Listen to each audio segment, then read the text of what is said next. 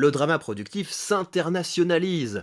Récemment, j'étais l'invité de Mathieu Guénette dans le podcast Les Ambitieux, et Mathieu, qui est québécois, était particulièrement intéressé par le concept du drama productif. Il m'a demandé de développer tout ça, j'y en ai donc présenté les tenants et les aboutissants. Je vous propose de regarder ça ensemble, et ensuite j'aurai certaines choses à vous dire sur la bonne manière d'affronter les critiques. J'aimerais ça aussi que tu parles de ta démarche avec les trolls, donc les haters, les gens qui peuvent t'insulter parce que tu deviens de plus en plus populaire et forcément, on est confronté à ça. Puis d'habitude, on dit les trolls, il ne faut pas les nourrir, il faut Tout à fait. pas. C'est des nuisances, puis il faut éviter. Et toi, je trouve ça bien intéressant parce que tu as une démarche qui est complètement à l'opposé. Et C'est j'aimerais ça que ça. tu en parles. Alors, j'ai mis longtemps en fait à oser faire ça. En fait, ce qui s'est passé, c'est qu'il y a un YouTuber que je trouvais très agressif avec tout le monde, très désagréable avec tout le monde. Son pseudo, c'était Anal Génocide. Donc maintenant, Mhm. il a changé de pseudo parce que je pense il peut pas rester un punk adolescent toute sa vie. Je le trouvais très agressif avec tous les créateurs, avec tous les entrepreneurs. Donc, par exemple, en France, il y a un groupe d'entrepreneurs qui s'appelle l'Atelier Missor. Et donc, ce sont des gens qui se sont dit, et si on arrivait à faire des statuts bon marché? Donc, ils ont fait des statues de Nietzsche, de Napoléon, de Dostoïevski. Et donc, lui a fait des vidéos pour dire, mais pour qui vous vous prenez? Vous faites des statues en plâtre, vous êtes ridicule. Et donc, c'est vraiment le critique de base, quoi, qui, dès que des gens osent faire des choses, il les attaque. Et donc, moi, je lui ai tendu un piège. J'ai tendu un piège. Il y a eu un film qui s'appelle Titane, qui a eu la Palme d'Or au Festival de Cannes. Et donc, les intellectuels sont obligés d'aimer un film comme ça.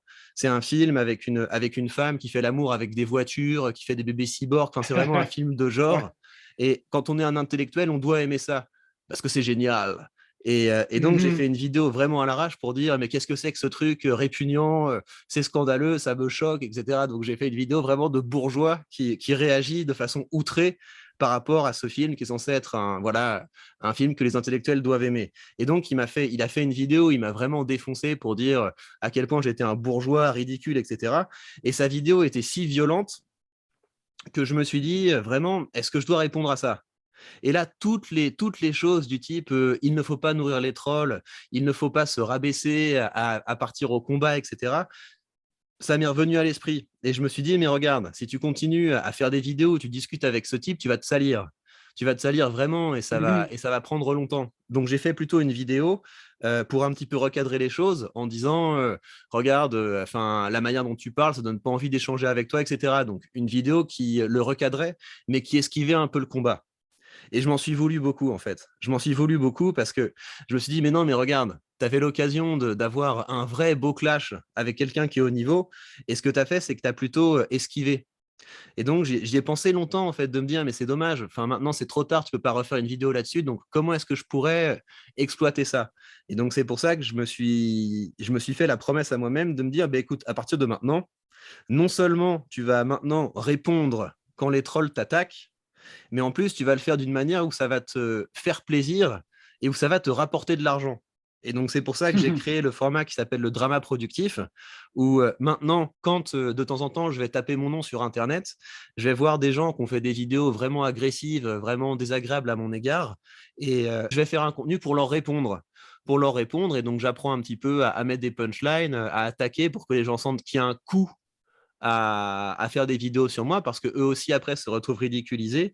Et puis aussi, euh, l'idée c'est que c'est quand même un petit peu marrant parce que j'espère que même avec les personnes qui sont agressives et qui m'attaquent, on pourra au bout d'un moment aller vers une discussion en tête à tête, quelque chose de plus intéressant, de plus constructif. Donc c'est pour ça, c'est vraiment cette idée-là, c'est quelqu'un m'attaque, je l'attaque. On regarde un petit peu ce que ça donne en se faisant des réponses, on regarde si ça va quelque part. Et au bout d'un moment, peut-être que ça va être intéressant et qu'on va finalement décider de discuter. Et donc, je monétise les vidéos de ce format. Et avec l'argent que je récolte, il y en a une partie que j'investis sur les marchés financiers. Comme ça, les gens qui m'attaquent peuvent voir qu'ils me rendent riche, de plus en plus riche. Et donc, dès que j'ai des Ouais, dividendes, bah, je pense à eux. ouais. Voilà, je reçois des dividendes, c'est grâce à eux. Et il y a une autre partie de cet argent que j'investis pour des associations, la Croix-Rouge, les Restos du Cœur, parce Mm. que cette dimension éthique me parle beaucoup. Voilà ce que j'ai Ah, à dire ben, là-dessus. ben, ben, c'est tout un recadrage. C'est fascinant. Il y a deux choses que j'aimerais vous dire pour compléter ça. La première, c'est que je pense aujourd'hui que tous ces lieux communs, du type il ne faut pas nourrir les trolls, il ne faut pas répondre aux critiques, c'est donner de l'importance que de répondre à ceux qui nous attaquent, en fait, je pense que tout cela est lié à la peur. Tout ça, ce sont des réactions de peur.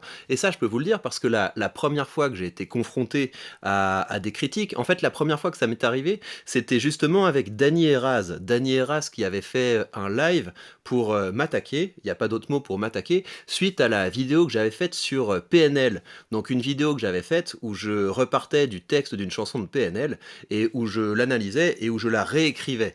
Et donc ils avaient fait un live avec leur communauté où ils s'étaient moqués de moi de façon assez violente. Et le chat aussi, enfin je voyais toutes les réactions de gens qui m'attaquaient. Et donc la première fois qu'on voit quelque chose comme ça crée un effet de sidération. Ça crée un effet de sidération, et je pense vraiment que si on rationalise ça, on en vient à des lieux communs du type il ne faut pas répondre. Mais en fait, ce il ne faut pas répondre nous coupe de beaucoup de choses, nous coupe de beaucoup de choses. Parce que, au fond, qu'est-ce qui se passe quand on commence à répondre aux critiques? Quand on commence à répondre aux critiques, on s'affûte, on se renforce. C'est une démarche qui est très positive. Et je vous dirais que la capacité à répondre aux critiques a deux dimensions. La première dimension, c'est une capacité à ravaler cette espèce de sentiment de sidération quand on est confronté à des discours très agressifs à notre égard. Parce que la première fois qu'on voit ça, effectivement, on peut se dire, mais je peux pas répondre à ça. Les attaques sont si fortes, les attaques sont si précises, les attaques visent si juste que je n'ai rien à répondre à ça. Mais en fait, on se rend compte, si on dépasse ce stade, que finalement, tous les discours sont attaquables, tous les discours peuvent être réfutés, et donc on développe cette capacité de résistance à la critique quand une fois, puis deux fois, puis trois fois, on fait cet effort de se confronter aux pires choses qui ont pu être dites sur nous, et de prendre le temps, à froid, au calme, et bien d'être capable de se dire, d'accord, mais comment est-ce que je peux réfuter ça? Comment est-ce que je peux retourner ça? Oser regarder en face les pires critiques qui se sont dites sur vous, et ensuite vous en passez au deuxième stade, comment est-ce que je peux contre-attaquer? Et là, il faut que ce soit ludique. Il faut vous dire, ben voilà, comment est-ce que je peux rendre l'autre ridicule? Comment est-ce que je peux pointer les faiblesses de l'autre? Et plus on s'exerce à le faire, plus ça devient facile. Et donc, ce qui est génial, c'est qu'au bout d'un moment, on arrive à ce stade où, quand quelqu'un produit un discours désobligeant ou agressif à notre égard, on se dit, chouette, c'est une belle occasion d'expérimenter ces deux capacités. La capacité à encaisser, donc à dépasser le stade de qu'est-ce que je peux dire face à ça? Et ensuite, exercer cette capacité à trouver les failles de ce que l'autre a dit et de le retourner contre nous. Après, une fois que j'ai dit ça, je ne vous conseillerais pas de faire exactement la même chose que je fais. Si vous voulez, tout le système du drama productif, le fait de gagner de l'argent sur les critiques, bah évidemment ça nourrit les critiques, parce qu'il y a de plus en plus de gens qui ont envie de jouer avec moi, de m'attaquer pour pouvoir passer dans ces vidéos. Donc c'est parce que je prends du plaisir à faire ça que je le fais. Donc il y a une question de tempérament, et il y a aussi une question d'intérêt, parce que ce format me rapporte de l'argent. Et je prends du plaisir aussi à voir grandir cette cagnotte d'argent que je récolte dans le cadre de ce drama productif. Donc vraiment, il y a une question de tempérament, et c'est pas fait pour tout le monde. Par contre, sans aller au clash, je vous conseille vivement d'exercer votre capacité de répondre aux critiques. Donc, comment ça se passe? Sous certaines de vos publications, sous certaines de vos vidéos, sous certains de vos contenus, vous allez avoir des critiques. Vous allez avoir des critiques, parfois des critiques virulentes.